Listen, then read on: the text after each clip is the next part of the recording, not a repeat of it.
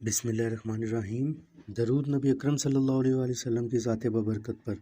कुर्ब क़यामत का सबसे अजीम फितना दज्जाल। वो जब निकलेगा तो एक सवारी पर सवार होकर निकलेगा। उसकी सवारी कैसी होगी और वह सवारी का ताल्लुक़ आज के जदीद दौर से है, जानते हैं। दज्जाल कायनात का सबसे बड़ा फितना करार दिया गया है। हज़रत आदम अलैहिस्सलाम से लेकर क़यामत तक इससे बड़ा फितना कोई नहीं होगा। दज्जाल के मुतालिक जो हम सब के पास सबसे बेहतरीन ज़राए हैं वह हज़ूर अकरम सल्लल्लाहु अलैहि वसल्लम की अहादीस मुबारक हैं, जिनकी रोशनी में हम दज्जाल की हकीकत जान सकते हैं।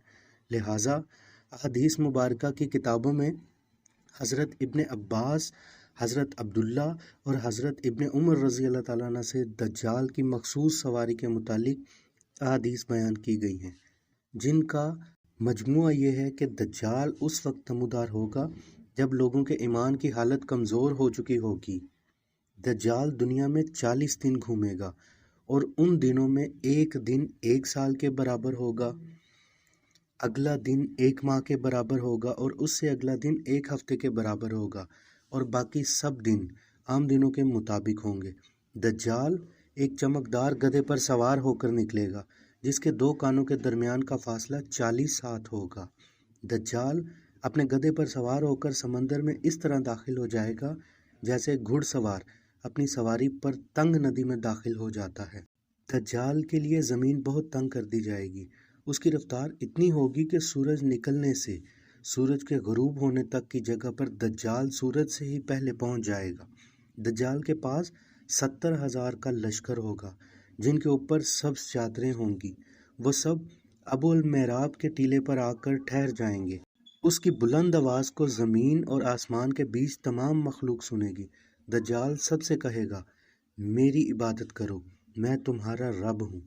रसूलुल्लाह सल्लल्लाहु अलैहि वसल्लम ने इरशाद फरमाया, भला एक आँख वाला तुम्हारा रब कैसे हो सकता है जो सबको बेनाई देता है? भला खुद बेनाई से महरूम कैसे हो सकता है? उस बदबख्त दज्जाल के माथे पर काफिर लिखा होगा जिसे सिर्फ मोमिन पढ़ सकेगा। दज्जाल अपने गधे पर सारी ज़मीन घूमेगा। कोई एक जगह समंदर, पहाड़ी या ज़मीन ऐसी ना होगी जहां वो ना जाएगा, सिवाय मदीना मुनव्वरा और मक्का मुनव्वरा के। अल्लाह फरिश्तों के ज़रिए हिफाजत फरमाएगा।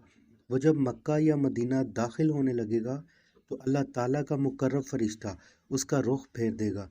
ये अज़ीमुश्शान पेशन गोई है जिसमें दज्जाल की सवारी की तरफ इशारा है।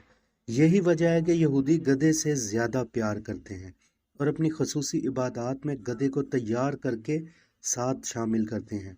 लोगों के जहन में ये सवाल आया होगा कि ऐसा गधा कहाँ से आएगा जिसकी इतनी लंबाई और इतनी चौड़ाई होगी। उलमा इकराम का कहना है कि अगर हम ये कहें कि क़यामत के करीब एक ऐसा गधा पैदा हो जाएगा और ये सब चीज़ें उसमें पाई जाएंगी तो ये बात नामुमकिन नज़र आती है। सवाल ये भी आता है, दुनिया में ऐसी गधी कहाँ है जो इतना देव कामत गधा जनेगी और समंदर का पानी उसके घुटनों तक आएगा।